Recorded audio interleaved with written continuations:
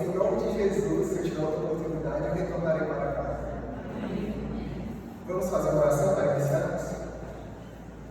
Santo Deus, Pai querido, estamos aqui, Pai, na tua casa de oração. E neste momento, eu peço que o Senhor mande um exército de anjos celestiais, que eles possam fazer uma barreira em volta da igreja, para que os anjos do mal não possam penetrar. Peço que o teu Santo Espírito habite no coração e na mente de cada um que está aqui, que a mensagem possa ser recebida como ela é em Cristo Jesus. Peço que o Senhor me tome com o teu Santo Espírito e use-me para dar essas advertências tão solenes para o nosso tempo. Eu te peço em nome de Jesus. Amém. O tema do nosso sermão de hoje será qual a nossa missão e mensagem para este tempo. Só que primeiro, para a gente entender tudo isso, a gente tem que entender o quê? Qual é o tempo que estamos vivendo. Que tempo é esse que estamos vivendo hoje? Alguém que sabe? Alguém? De acordo com as profecias de Daniel e Apocalipse, nós estamos vivendo um tempo específico. E é o tempo mais solene de todos. Desde 1798, nós vivemos no tempo do fim. Os últimos dias da história da nossa terra. As últimas mensagens de advertências. Os últimos suspiros, os últimos clamores. Nós vivemos neste tempo. Então, num tempo tão solene como esse, nós temos uma missão extremamente importante, a mais importante da nós seres humanos. Obrigado. Então vamos entender qual é a nossa missão para este tempo. Peço que os irmãos abram a Bíblia em Mateus 28, no verso 19 a 20.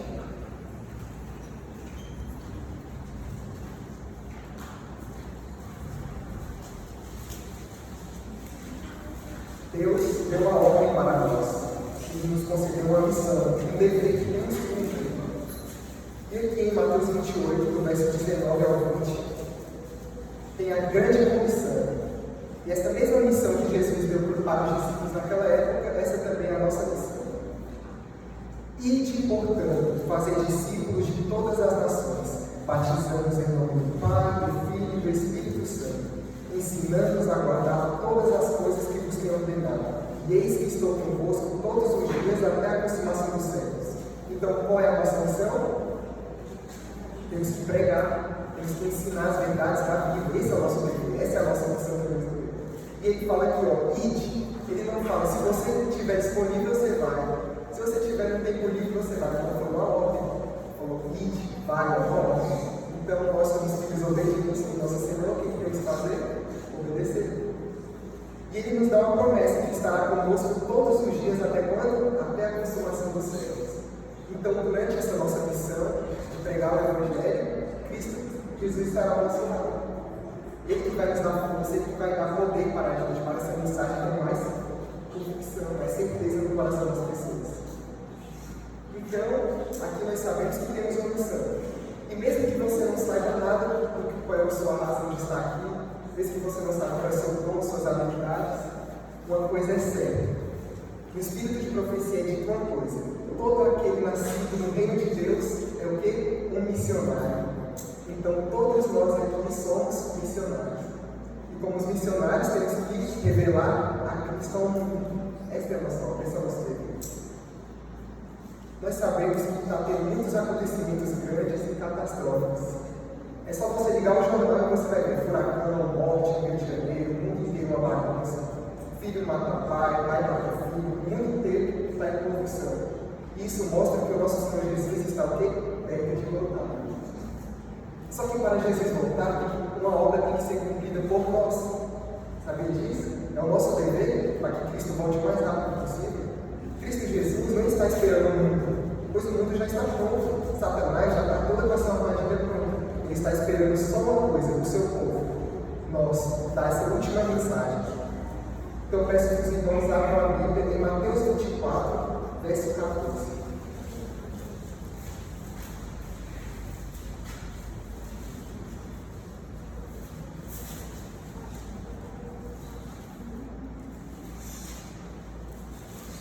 Amém? E será pregado este Evangelho do Reino por todo o mundo, para testemunhar todas as nações. Então virá o fim. Então o que está faltando é a gente pregar o Evangelho do Reino, assim que Jesus volta. Só isso, falta só a nossa parte, já está tudo pronto. Só que Evangelho do Reino é esse? Qual é a mensagem que deve ser pregada por nós? Temos que entender isso. Nós, como povo da profecia, que cremos no Senhor Jesus e na sua volta, nós somos o povo do advento. Nós temos que entender que mensagem é essa que deve ser dada por nós. Isso a gente encontra em Apocalipse 14, do verso 6 ao 12. Há uma coisa chamada de verdade presente. Todos já ouviram falar, creio. Em cada tempo tem uma verdade presente para aquela época. Nem todos os tempos deve ser pregado uma mensagem. Não. Cada época tem uma mensagem específica. Quando a gente volta lá no Éden, qual era a mensagem para aquele tempo? Não comeis do fruto do conhecimento do bem e do mal. Você anda mais um pouquinho, vai para a época de Noé. Qual era a mensagem? Vai vir um dilúvio, o mundo vai ser destruído. Entrem na arca. Vamos para a época de João Batista. Se batizam, arrependem-se, voltam para o nosso Senhor, porque o reino dos céus está perto. Chegando em 1844 para cá, também temos a verdade a ser pregada.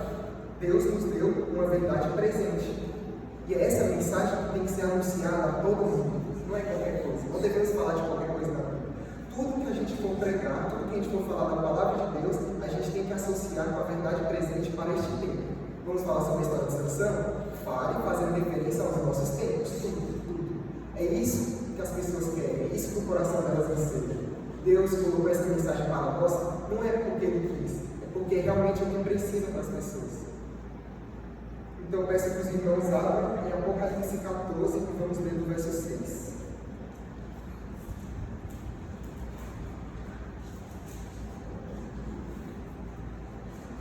O primeiro anjo diz assim: vi outro anjo voando pelo meio do céu, tendo o Evangelho eterno para pregar aos que se assentam sobre a terra.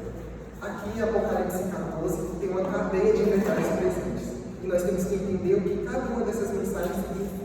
Essa é a mensagem que deve ser dada ao mundo no nosso tempo hoje. Então aqui, anjo e profecia é o quê? Mensageiros. E quem são esses mensageiros? Nós. Nós somos os mensageiros. Deus poderia dar essa mensagem para anjos celestiais e eles levariam a mensagem rapidamente. Mas Cristo Jesus nos ama tanto que Ele quer que a gente participe do plano da redenção. Então Ele nos deu essa missão. Os seres humanos levaram a mensagem de salvação para outros seres humanos. Olha que coisa maravilhosa. Então aqui esse anjo está voando pelo meio do céu. Então ele está em alta velocidade, voando. Então essa mensagem tem que chegar a todos os cantos da terra. Tendo o Evangelho eterno para pregar. Aqui está o ponto mais lindo que eu acho dessa mensagem. O Evangelho eterno. Todos aqui sabem qual é o Evangelho eterno que tem que ser pregado por nós? Sabe? O espírito de profecia é dito: o Evangelho eterno é a boa nova da graça de Deus por meio de Cristo Jesus para a salvação do homem caído. Então, quem é o Evangelho eterno? É Cristo Jesus. Em todas as épocas tinha uma verdade presente a ser pregada. Só que em todas as épocas também o Evangelho eterno era pregado. Cristo Jesus era pregado do Éden até o nosso tempo. Em todas as épocas, as pessoas foram salvas mediante o sangue de Cristo. Por Cristo, todos foram salvos. Abraão, Isaac, Jacó, José, Daniel, não importa. Todos eles foram salvos mediante a Cristo. E todos eles pregavam o Evangelho eterno. Esse também é o nosso dever. E é tão solene que a gente não para refletir nisso. O nosso Senhor Jesus, o Rei da Glória, um Deus infinito, com misericórdia, Ele se faz homem. A gente não consegue compreender. Satanás nessa hora deve ter se assustado. Como que um Deus se faz homem? Olha que forma degradada que Ele tomou para si. Só que foi através disso que Jesus teve a sua vitória sobre o pecado. A vitória sobre a morte. É através desse sofrimento que Cristo passou durante toda a sua vida.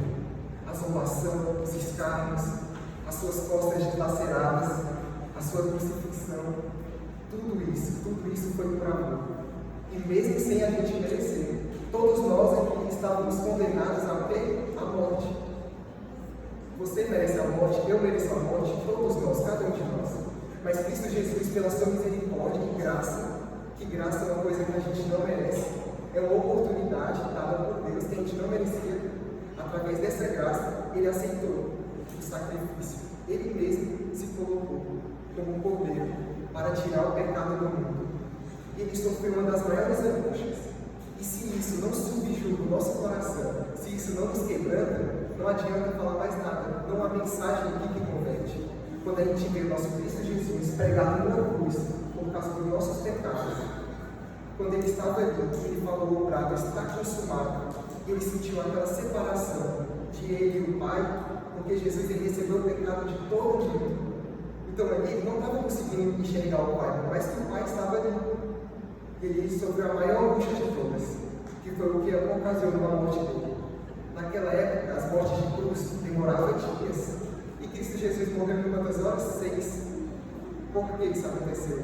Como Cristo Jesus morreu? A angústia dele foi tão grande, tão grande, tão grande, o sofrimento foi tão grande, que o coração dele explodiu, rompeu. O nosso Senhor, sem pecado, morreu com o coração partido por causa dos nossos pecados. E se isso não quebrando o coração de cada um aqui, então podemos desistir. Se o sacrifício do nosso Cristo não nos converte, então não tem mais o que fazer, pois somos salvos por causa desse sacrifício, por causa da cruz. E é isso que devemos pregar ao mundo. Este é o Evangelho eterno que deve ser anunciado por cada um de nós. É isso que converte as pessoas. É isso que quebranta os corações, que toca no fundo do íntimo de cada pessoa. É Cristo Jesus e este crucificado. Então vemos aqui que essa mensagem tem que ser pregada a cada nação. Então isso é uma mensagem mundial, tem que ser pregada em todos os lugares. Dizendo em grande voz, o verso 7, acompanhe comigo: temei a Deus e dá-lhe glória. Como que a gente teme a Deus? Como que a gente mostra que estamos temendo a Deus? Em Eclesiastes 12:13 é dito: temei a Deus e guarde os seus mandamentos. Esse é o dever de todos os homens. Então, como que a gente teme a Deus? Como a gente demonstra isso? Guardando os seus mandamentos. Guardamos os mandamentos de Deus, assim nós demonstramos que tememos a Deus. Mas ainda, só é possível guardar os mandamentos de Deus através do poder de Cristo. Pelas nossas forças, sempre vamos falhar. Nós não conseguimos. A nossa carne luta contra a lei de Deus. E essa lei é a base do juízo. E desde sempre Satanás quis acabar com essa lei. Então nós temos que erguer ela. Nesses últimos dias, Satanás também está tentando destruir ela. E é o nosso dever levantar o estandarte da lei de Deus e anunciar para o mundo. E como que a gente dá glória a Deus? A gente dá glória a Deus somente falando assim: glória, aleluia, Deus seja louvado. Não é assim. Em 1 Coríntios 10:31, peço que alguém nos encontrava. Não consegue abrir? 1 Coríntios 10:31. Lemos ver como que nós damos glórias a Deus. É diferente de tudo aquilo que a gente imagina. Pode ler. Portanto, quer comais, quer bebais, façais outra coisa qualquer, fazei tudo para a glória de Deus.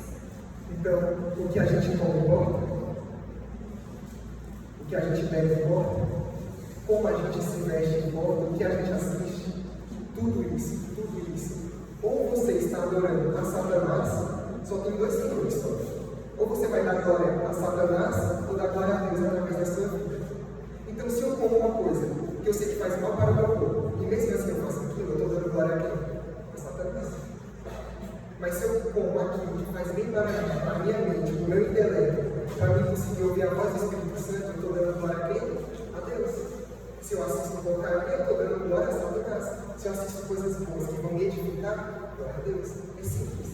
Não tem como ficar em cima do muro. Muitas vezes a gente dá desculpa, né? Mas isso aqui não é do inimigo. Mas também não é de Deus.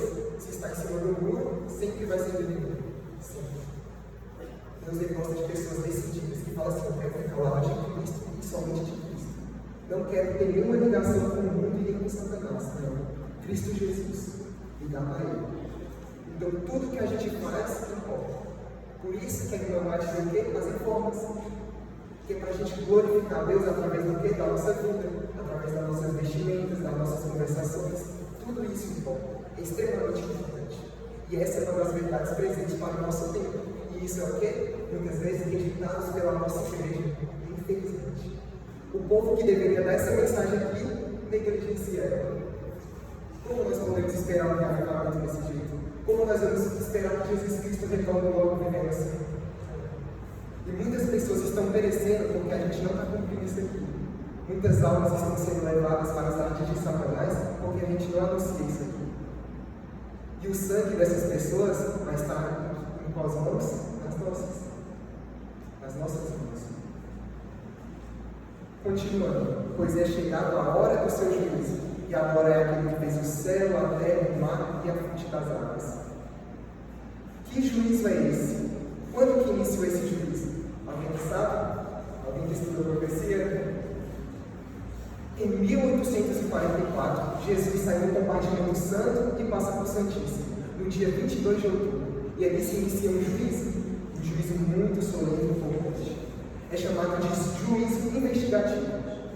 Jesus coloca a sua roupa de sumo sacerdote, ele se assenta, foi aberto os livros da vida, o livro da morte, os relatos de tudo que a gente faz, e ali se inicia o julgamento. Em Apocalipse fala que esse julgamento começaria por onde? Pelos mortos. Então, de Abel até agora, está sendo julgado os mortos. Só que logo mais vai começar o quê? O julgamento dos vivos. Então, isso é muito importante. A gente não vive como quem acredita nisso aqui. A gente não vive como se o nosso nome estivesse diariamente passando ali, na frente do nosso Senhor Jesus. Ele é o nosso advogado no céu. Se a gente pedir perdão, ele apaga, ele se compadece de nós, mas ele também é o quê? O juiz. Ele está julgando. Ele é um Deus severo, e devemos temer a ele. E devemos viver de acordo com quem acredita nisso. Por isso todas essas reformas. Por isso devemos viver diferente. Porque o nosso tempo é outro. Nós estamos sob o juízo divino. E logo mais o julgamento dos vivos irá começar. E a gente sabe, está escrito em Ezequiel, se eu não me engano, 9:6, que o selamento, o juízo vai começar por onde? Pelo santuário de Deus, pela sua casa. Nós que conhecemos essa verdade, o julgamento começará por nós.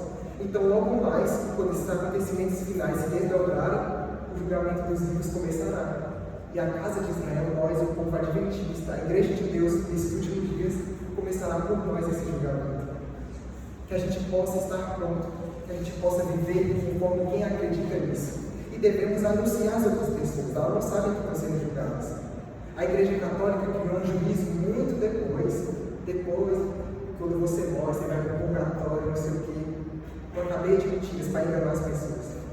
Devemos ensinar elas que agora está acontecendo um juízo e que elas devem ter a vida diante de Deus, os seus pecados confessados, abandonados e perdoados. Não sabemos quando o nosso nome irá passar, e talvez será tarde demais. E finalizando esta primeira mensagem, e agora é aquele que fez o céu, a terra, o mar e a fonte das águas. Isso faz lembrança a qual mandamento? O quarto mandamento. Então, devemos pregar sobre o sábado? Com certeza. Esse é o ponto de controvérsia nos últimos dias. Satanás está tentando destruir esse sábado. Por quê? Porque faz um lembrete que Deus é o nosso Criador. A gente lembra da criação. E na época de 1844, na mesma época que os nossos irmãos adventistas no início começaram a dar essa mensagem, Satanás também levantou alguns grupos. E um deles foi o Espiritismo, foi o Darwinismo, acreditar no evolucionismo. Foi nessas mesmas épocas, porque Satanás queria fazer com que as pessoas tirassem a vista do Deus Criador. E até hoje em dia, lá na Europa, a maioria dos países não acreditam em Deus, infelizmente, por conta disso. Então nós, como servos do nosso Senhor, e cremos que Ele é o nosso Criador, o que devemos fazer? Anunciar. As pessoas estão perecendo por falta desse conhecimento, elas estão esquecendo que Deus é Criador. Estão seguindo doutrinas satânicas, estão parando de crer nele. Então devemos chamar o povo a atenção que Deus é Criador e a guarda do sábado, que é o ponto de controvérsia em nossos dias. Então aqui se finaliza a mensagem do primeiro anjo. Vamos agora para o segundo, a segunda voz. Verso 8. Seguiu-se outro anjo, o segundo, dizendo: Caiu a grande Babilônia, que tem dado de beber a todas as nações o vinho da fúria da sua prostituição. Todos aqui sabem quem é Babilônia? Babilônia é todo aquele sistema de igrejas caídas. Todos. todas as igrejas que têm falsas doutrinas. Essa é Babilônia. Só que tem uma igreja, que é a mãe de todas as meretrizes, e que muitas vezes a gente teme em falar quem é, e nós não devemos temer, porque tem muitas pessoas sendo enganadas e estão sendo condenadas eternamente por essa falsa doutrina. Devemos falar quem é a mãe das meretrizes? Igreja Católica, Roma Papal. Esquecemos que esse sistema perseguiu os nossos irmãos da época da Reforma. Quantas pessoas eles queimaram, enterraram vivos, que eles mataram, torturaram, que eles esconderam a palavra de Deus, que é a nossa fonte, é a nossa vida. Nós esquecemos disso. É claro que a gente deve ter amor aos nossos irmãos católicos, porque eles são filhos de Deus, e a gente sabe que no momento certo eles sairão dela e escutarão a voz do bom pastor. Só que o sistema é falho, é caído, é satânico, e devemos anunciar os seus enganos, devemos falar. E esta mensagem do segundo anjo começou a se cumprir em 1840 até 1844, que foi quando os mineritas começaram a anunciar o juízo, a primeira mensagem. Quando as outras igrejas protestantes recusaram essa mensagem, elas caíram. Viraram um lugar cheio de engano, de falsas doutrinas. Só que isso é gradativamente, vai sempre aumentando, até os nossos tempos. E quando que se chegará à sua conclusão final? Quando todas as igrejas protestantes, falsas, se unirem e fizerem uma imagem a quem? A Roma. Quando elas se unirem em pontos de doutrina em comum e falar assim, nós cremos que o domingo é o dia de guarda. E quando eles aceitarem isso e impor isso como lei, a imagem da besta está na conta. Então, essa é a segunda mensagem que devemos anunciar a todos. Devemos falar em que igreja nós estamos. Igrejas caídas, Babilônia. E Babilônia vai sofrer a sua punição. E nós não queremos que os nossos irmãos sofram essa punição. Então, por amor a eles, nós temos que pregar essa mensagem. Por mais que ela seja dura, séria, solene, talvez muitos sentirão raiva da gente, até dentro da nossa própria igreja. Mas é a mensagem que Cristo Jesus mandou. E nós, como servos fiéis, temos que dar essa mensagem com alegria. Levantou as chamas da perseguição, vamos dar essa mensagem, vamos anunciar. Se a espada se levantar, nós sabemos que Cristo Jesus está conosco. Se for necessário que a gente morra por amor ao Evangelho, que morramos. Mas se a gente viver, que a gente viva para Cristo. É isso que tem que estar em nossa mente e em nosso coração. Agora vamos para a mensagem mais solene, que é a mensagem para o nosso tempo atual agora, presente. É a mensagem que deve ser dada a todo mundo, a todos, sem exceção. É a terceira mensagem, a mensagem do terceiro anjo. E essa é a advertência mais importante a ser dada. É o último ato de misericórdia do nosso Senhor. É a última súplica dada para o servo de Deus. Verso 9. Seguiu-se a este outro anjo, o terceiro, dizendo em grande voz: se alguém adorar a besta e a sua imagem e recebe a sua marca na fronte e sobre a mão, esse também beberá do vinho da cólera de Deus, preparado sem mistura do cálice da sua ira. Se alguém adorar a besta e a sua imagem, nós já sabemos quem é a besta. Existem duas bestas em Apocalipse 13. Roma Papal e qual é o outro? Estados Unidos da América. Eles irão se unir, e isso está acontecendo. Eu não sei se os irmãos perceberam, mas isso aqui não é falando, marcando data, mas é para a gente entender o tempo em que estamos vivendo. Isso a gente tem que entender. Deus nos deu essa ordem. Vimos que esse ano aconteceu 3 eventos incríveis, impressionantes. Primeiro foi o quê? O Papa americano. Depois nós vimos o quê? O presidente Trump se reelegiu. E o que eles pregam? Tornar os Estados Unidos um país cristão, protestante. E agora ficou mais fácil, por quê? Porque o Papa americano. Então, essa missão deles, essa união deles, está mais perto de acontecer.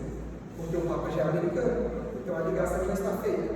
E outra coisa que é muito importante a gente não repara, que nessa mesma época em que Satanás levantou as duas bestas, nosso Senhor Jesus também levantou o líder da sua igreja.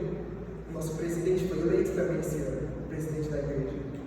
Então está tudo pronto, o cenário todo está pronto para a última guerra, para o último conflito. Então, se alguém adorar a besta e a sua imagem, a gente sabe que a besta é Roma, e a imagem dela é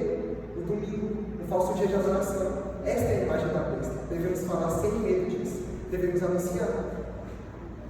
E recebe a sua marca na fronte ou sobre a mão. Todos aqueles que escolherem seguir esse dia escuro, que Satanás colocou, todos aqueles que escolherem isso que vai acontecer, eles vão receber a marca da besta. E todos aqueles que receberem a marca da besta sofrerão da ira da cólera de Deus, que são as 7 pragas. Então é isso que está à nossa frente. É isso. Esses são os últimos acontecimentos que estão prestes a se desdobrar. Nos Estados Unidos, as igrejas lá vão se unir em pontos de doutrinas incomuns, vão impor um dia de guarda, e isso está prestes a acontecer, acho que isso é muito claro, nunca esteve tão próximo assim disso acontecer. Eles estão fazendo a imagem para Roma, eles vão decretar, e nós teremos que tomar uma decisão. Só tem 2 escolhas para cada um de nós que estamos aqui. Ou nós vamos seguir a besta e a sua imagem, aceitar esse falso dia de adoração, iremos aceitar o domingo, ou iremos escolher outro caminho, que é o caminho estreito e o caminho mais difícil da gente passar. Por quê? Porque nós vamos sofrer perseguição. Nós não entendemos como serão essas perseguições. A gente está vivendo como se Cristo fosse demorar para voltar, como se a perseguição nunca mais fosse se levantar. Nós estamos acomodados. E quando de repente a perseguição sobrevive ao mundo, será que estaremos prontos e preparados? Seremos perseguidos. O mundo inteiro ficará contra os guardadores de sábado. Nós seremos considerados terroristas, seremos presos, condenados, julgados. Muitos serão torturados e até mesmo serão mártires por amor a isso, por escolher seguir os mandamentos de Deus em vez dos mandamentos de homens. É isso que está à nossa frente. Será que estamos preparados para escolher o sábado, a lei de Deus, em vez desse falso dia de adoração? Por um lado, se você escolher a besta da sua imagem, tudo estará tranquilo por enquanto. Você vai continuar com a sua casa, com a sua família, com o seu trabalho. Não vai ter muita coisa afetada na sua vida. Mas de repente, a porta da graça irá se fechar. Aí acabou. Os juízos de Deus vão vir sobre a terra e eles sofrerão como ninguém nunca sofreu antes. Só que nós também iremos sofrer, infelizmente. Essa é a consequência. E Deus permite que isso aconteça conosco para que outras pessoas possam ser convertidas. Deus não permite que ninguém dos seus fiéis morra à toa, por bem prazer dele. Não. Porque Satanás fica feliz quando o servo fiel morre. Só que quando o servo remanescente, nós, morreremos, o que vai acontecer? É que o nosso sangue é como semente. Pessoas serão despertadas. Elas se levantarão, sairão das fileiras de Satanás e escutarão aquela voz: sai dela, povo meu, e virá para nossas fileiras, através do testemunho dos nossos sangue. Então é isso que está prestes a acontecer. E nós não estamos anunciando essa mensagem como deveríamos. Estamos negligenciando o nosso dever. E negligência é pecado. Se você sabe que tem que fazer uma coisa, Deus te deu uma missão, uma mensagem que você não faz, você está pecando. Você está rejeitando a voz do Espírito Santo. E pecado contra o Espírito Santo não tem perdão. Então nós temos que tomar muito cuidado, analisar essas mensagens, começar a viver conforme quem acredita nelas. A nossa vida tem que estar em harmonia com a palavra de Deus. E agora chega no verso 12, que é o ponto principal de toda essa mensagem. Esse é o centro da mensagem. É isso que devemos ter em mente. Assim está escrito: aqui está a perseverança dos santos, os que guardam os mandamentos de Deus e a fé em Jesus. Aqui entra uma coisa chamada de justificação pela fé. Isso que deve ser pregado por nós. Em 1888, teve uma grande conferência de Minneapolis, acredito que vocês já ouviram falar. E lá naquela época, Deus levantou 2 pregadores, Wagner e Jones. Eles começaram a pregar sobre a justiça de Cristo. E a irmã White naquela época falou assim: ó, esta é a mensagem que deve ser pregada por nós e recebida. Esta é a mensagem do terceiro anjo. Se a gente aceitar essa mensagem e anunciar, Senhor Jesus irá voltar. E nessa época, todo o cenário estava pronto. Jesus estava prestes a voltar. E o que aconteceu? O povo rejeitou essa mensagem. E novamente, no nosso tempo, o cenário está pronto. Tudo pronto. Será que nós vamos rejeitar essa mensagem da justificação pela fé? Muitos aqui, até eu mesmo, nem sabem o que era justificação pela fé. O que é a justiça de Cristo? Nós não entendemos. A verdade presente e nós não entendemos. Justificação pela fé é a obra de Deus que lança a glória do homem no pó e faz pelo homem aquilo que ele não pode fazer por si mesmo. Então, nesses últimos dias, nós vamos ter que guardar a lei de Deus. E como é possível guardar a lei de Deus? Alguém aqui consegue guardar as suas próprias forças? Temos algum santo aqui que consegue? Eu acredito que não. Então, aí que entra a justificação pela fé. Somos justificados mediante o sangue de Cristo na cruz. Ele imputa em nós a sua justiça. Então, quando Deus olha para a gente lá de cima, Ele não está vendo um pecador, um miserável que merece a morte, mas Ele vê quem? O seu Filho.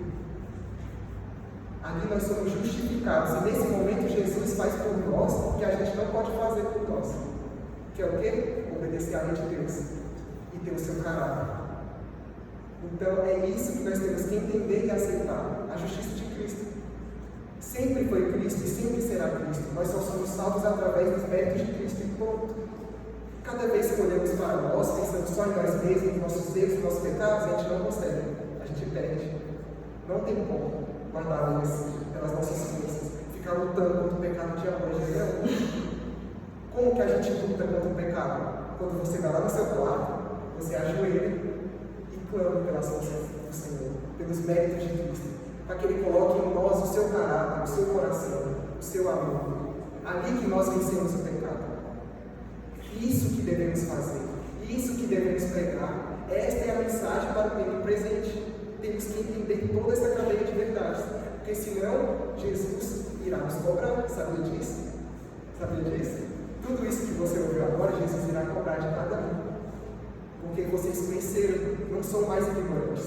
Então, se vocês conhecem essa mensagem e não anunciam, o sangue das pessoas estará em nossas mãos. E aí nós seremos julgados por negligência. E talvez perderemos o céu por uma coisa tão simples, mas que é muito séria e importante. Pode ser simples para nós, mas para Deus é extremamente importante.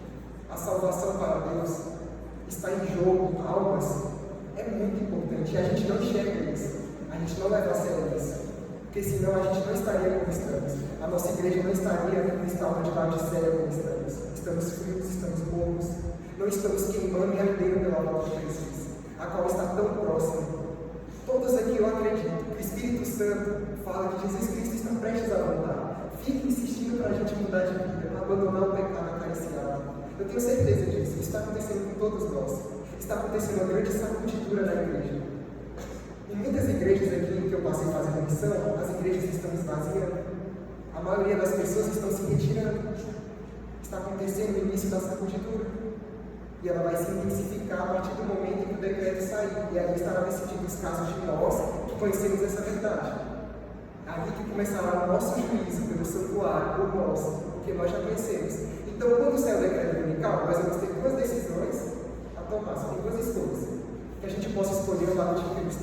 E ali nós recebemos o selo de Deus, seremos selados. Ou o selo de Satanás.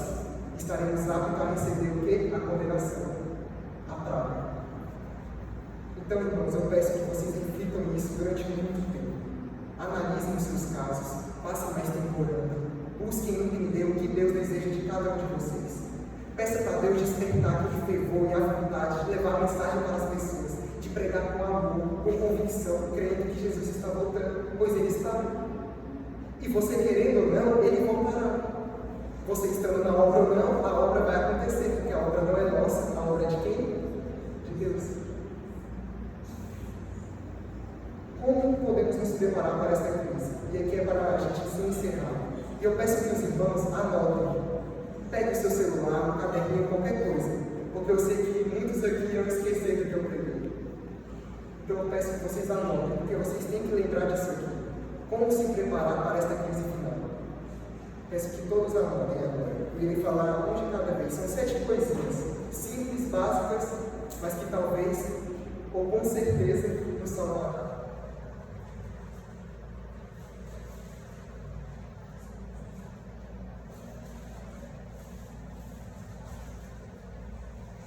Estamos prontos?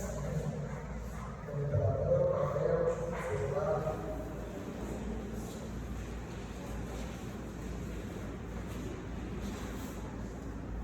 Como se preparar para esta crise? Primeiro ponto, que todos nós devemos ter: relação viva com Cristo.